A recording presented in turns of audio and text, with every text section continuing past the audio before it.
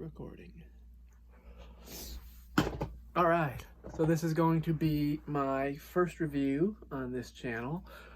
Hi, I'm Damien. I'm a struggling actor. I'm probably going to lead the first videos off with that. And specifically during COVID, I didn't find much to do as far as work and outside of a day job. And while auditioning, I got really into just watching film and television more so than I ever did, and like to fancy myself a critic now. So I thought, because my ego got too big to just share this stuff with myself and my close friends, that I would share it with anybody on the internet who is willing to listen. At the very least, this will be a pocket of the internet where I can look back on my opinions and not have to take up space on my phone to do so. So here we are. First movie that I'm actually going to review is probably my most anticipated movie of 2021, which was Don't Look Up by McKay.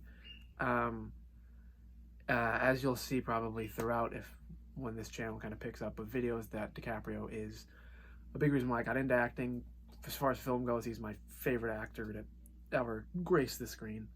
I just think he offers up so much, and he's so just fun to watch for me, and just the parts he plays are always things that I wish I could do, or not wish I could do, hope I do one day, things that I can do that are similar to that.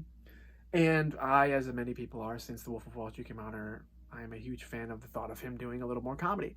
Not to say that, like, he did Django Unchained,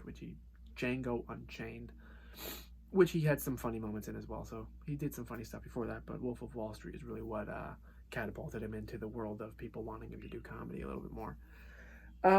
That being said, I have like stains on my shirt. I'm so sorry. Let's get right into it. I'm just going to give a general synopsis for anybody who, for whatever reason, would click on this video and not have known what the movie was about.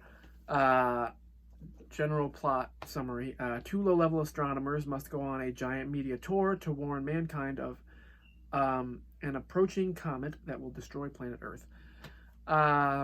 So yeah, Jennifer Lawrence and DiCaprio are those two astronomers. He is her professor at Michigan State. She discovers, while looking into space one day, that, looking into space, for lack of a better term, I guess, she discovers a comet that's going to hit Earth in like 6 months and some days, and the movie takes you across that timeline right up until the day that the comet's supposed to hit, and just kind of shows you the events, which is essentially everyone that they go to being like, yeah, okay, whatever. It's like, no. In a very funny way. Most of the movie is a satirical take on like almost this like heightened reality of like how much of a blind eye people are willing to turn to the most dangerous world events, and just the planet in general, and the safety of the planet and the life of the planet and everything else, which I think is very real. But the way they paint it is almost so in your face that you, at first you kind of go, okay, this is like, again, very satirical, and by the end you're kind of seeing the message they're trying to send with that. Once it starts to settle into reality, that you're like, this is just about how much of a blind eye we're turning. We just don't do it so obviously and so blatantly, which I think is part of what I'll go into is so effective about this film for me. I'm going to go down some things about the movie specifically that I liked. I love the funny stuff. I mean, going into an Adam McKay film, I love his stuff like Step Brothers and the other guys and things that weren't so critically acclaimed. I think that's not to, throw any shade at things like The Big Short or Vice. I personally, and I don't know how I could be like, oh, Adam McKay without seeing Vice. I haven't seen it yet. I do plan on seeing it and reviewing it on this channel, but I heard that it's kind of same style as Big Short, where it's like his stuff that's got comedy in it, but it's based in some truth, and it's got a different tone to it than things that he's more well known for.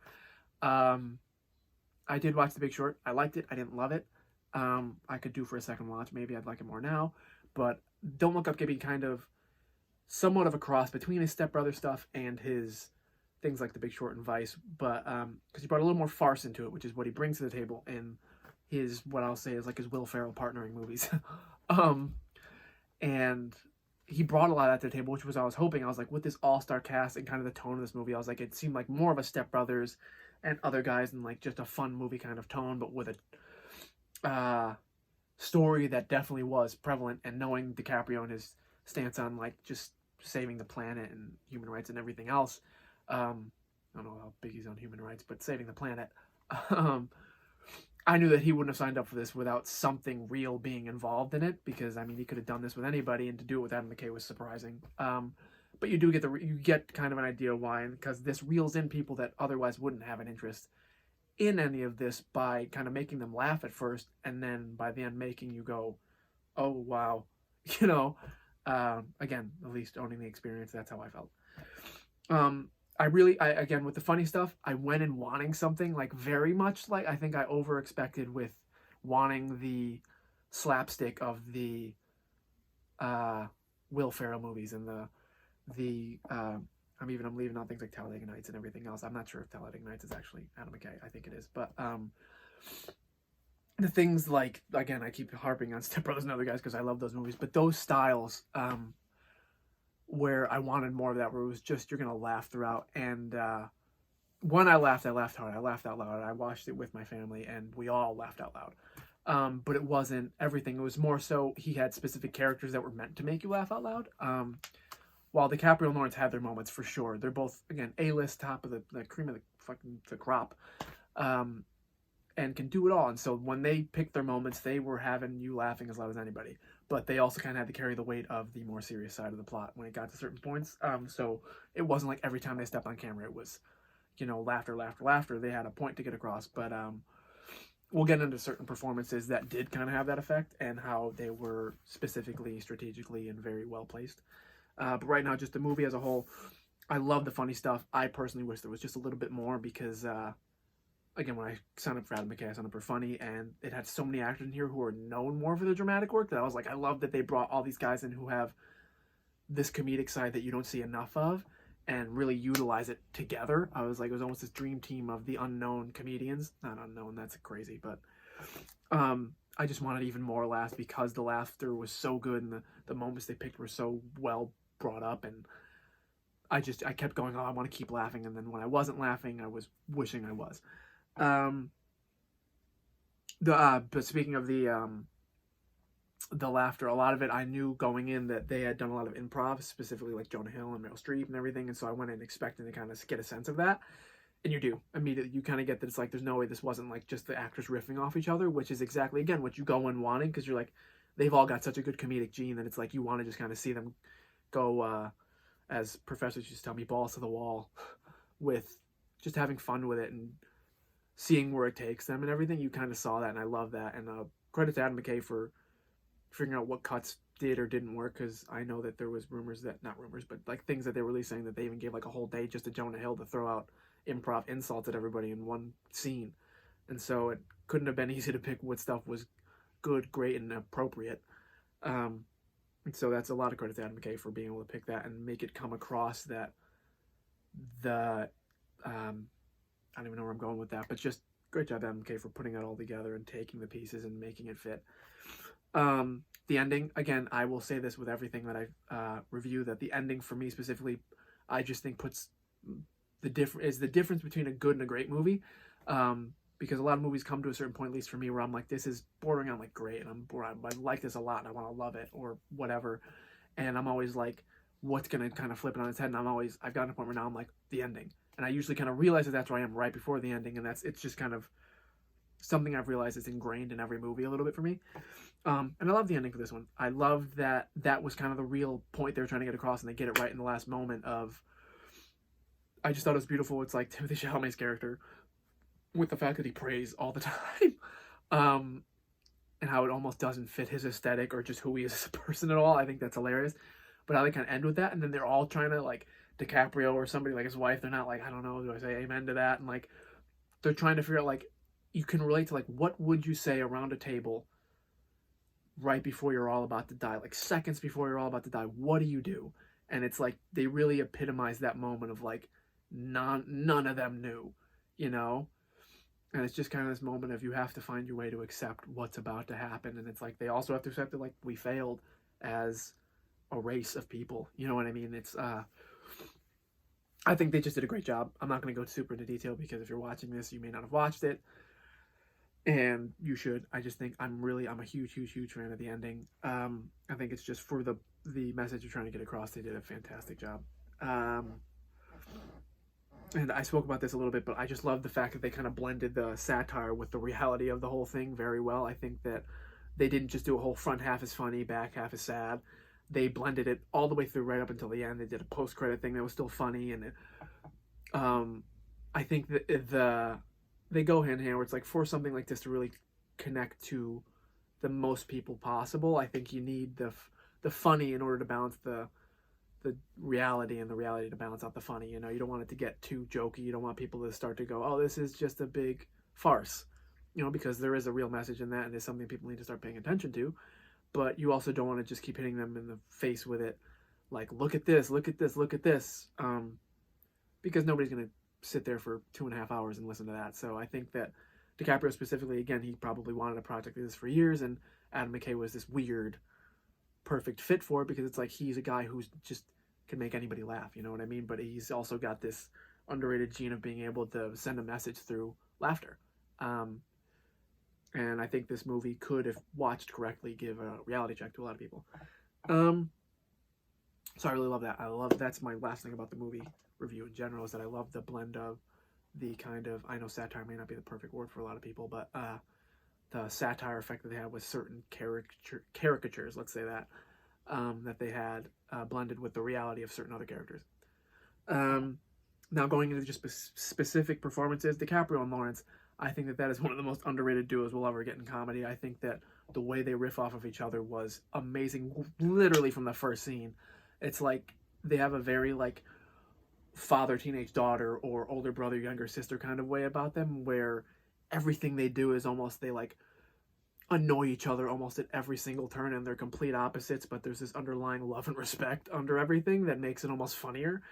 And they have like this obviously common goal that they're going after, and so it's like there's times where you're like, this is literally the only reason that they're doing anything together, and that alone is funny, and it's just a perfect match of actors, and great on the Adam McKay or whoever was the casting director for this for getting them together, because it was a duo I never thought I needed to see, but afterwards I'm so glad that it's out there now and out there forever. I think they're absolutely amazing, and again, two actors that, I mean, look at Jennifer Lawrence. I mean, there's a lot of controversy about whether she should have gotten that Oscar that year, but I think it was merited for the balance that she found in the Silver Linings Playbook of comedy and reality, which is what they're looking at. It was like a character you can relate with and laugh at the same time. Laugh with, laugh at, and everything. She kind of has it was such a complex character, and could have just so well been played angry, and she didn't. And she kind of brings that to the table here, where it's like she has a lot of the same qualities to the character here, where it's like she doesn't have anger management issues, but it's like she's kind of on the fence, not on the fence, let's say. You got to watch it. Her character is very unusual, which is that's very much in Lawrence's wheelhouse. Same thing with DiCaprio, and I think it's just a blend of like two actors that have very, very weirdly similar styles, and you didn't know until you saw it that you're like, this is absolutely great. And then this trio, Meryl Streep, Jonah Hill, Timothée Chalamet, three people, every time they're on screen, you were laughing out loud. I was saying this earlier, I wanted to get into this, they were all inserted into every scene, where it was just like Adam McKay, he was like, we need a laugh here, and he knew it was almost like the three of them were casted, that's not a word, cast, simply off the fact that it's like he knew that they could step in front of the camera and make you laugh. You know, that was kind of their purpose for the whole thing. Like Meryl Streep's, again, they're all caricatures, but her portrayal of like this completely blind Trump-esque president was super on point and just over the top in the best way. And I know I heard a lot about like that she did a lot of improv with this too, and it showed, and it was just Meryl Streep being Meryl Streep and hitting the mark on every single thing she does, as always. Jonah Hill was funny enough to probably get an Oscar nomination just off of the fact that he improv probably everything that came out of his mouth in this movie. And then Timothée Chalamet is really the sleeper here. Is like, they didn't publicize Timothée Chalamet in this movie too much, and I mean, with good reason. The dude's in like everything, but just absolutely every time he gets I loved the fact that he prayed and was always talking to God every time anything went right or wrong. And even him and Jennifer Lawrence were very funny together, and it was a good way for him to flex the comedy gene, especially, I mean, this and French Dispatch really kind of allowed him to show that side of his wheelhouse, which I really love. But the three of them, really, I just wanted to give them a specific shout out because I thought they were absolutely great. Okay, so my final opinion for this movie is just, I loved it. Again, the only thing that I'm like, oh, it's not even a dislike, just something I wanted more of, was just I wanted to laugh more because the idea I came in with, which is my own fault, so I can't dock it for it. But I just loved, again, Jonah Hill, Meryl Streep, Timothy Chalamet, DiCaprio, and Lawrence. Like, they were all hilarious whenever they needed to be, and I just kept wanting more of that. It was like when the ball kept rolling, I wanted it to never stop rolling. But I understand that they needed to also get a point across. My favorite part, it's hard, but oh man, I gotta say the performances. I know it's a really general thing to say, but I think the performances obviously are what made this. I think going in, that's what everyone expected, is like this insane just cast of people, and it didn't disappoint at all. They all completely understood the assignment and did exactly what they were told to do, and then some. And again, the fact that my one backslide of this is that I wanted more is a great sign, because like, you never want enough of these people, and with a cast this strong, that's what you want people to come out thinking, is like, I wish I could have more of that.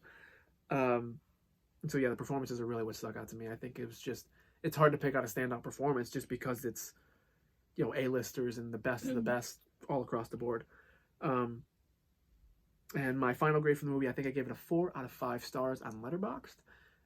Again, it was just because I really, really liked it, and I wanted to love it, and I think I just needed time to sit with it. It may move. Again, I'm going to do more reviews about just movies in general this year and everything, and when I bring this back up, I'm sure it'll move up to 4.5 stars. I'm very susceptible to changing grades and stuff, especially early on. But right now, it's sitting at a 4 out of 5. It's up there for definitely my favorite comedy of the year, but you will figure that out in another video where I kind of just talk about everything I've seen, and I give you an update on everything I'm going to be doing with this channel. Yeah, so 4 out of 5. Please go see it. Don't Look Up, directed by Adam McKay. It's got probably the most stacked cast of this year. Only other cast I think that would give it a run for its money as far as the names involved is The French Dispatch, but even that I don't think has got as many names that you'd know. Definitely go see it. I know you can see it for free on Netflix, but I wouldn't even be against you finding one of the limited theaters that it's in currently and going to see it that way, because I'm sure that it would be great to share laughter with a theater not full of people because of COVID, but a theater with people, maybe. Yes, please go see Don't Look Up. This is my review of it. We will be talking about it in future videos, and you will most definitely be seeing this in the talk for like every awards ceremony for the Oscars and everything else. And I think if all goes well, hopefully for this movie, they will have a few acting nominations as well. I think it's going to be a tough year for supporting, which is what most of these people would go for, but I wouldn't be upset if I saw them in the Oscar situation for sure. But that is my review of it. Everybody have a good day. Hope you're all doing well. Hope everybody's healthy, and I'll see you on the next review. Thank you for watching.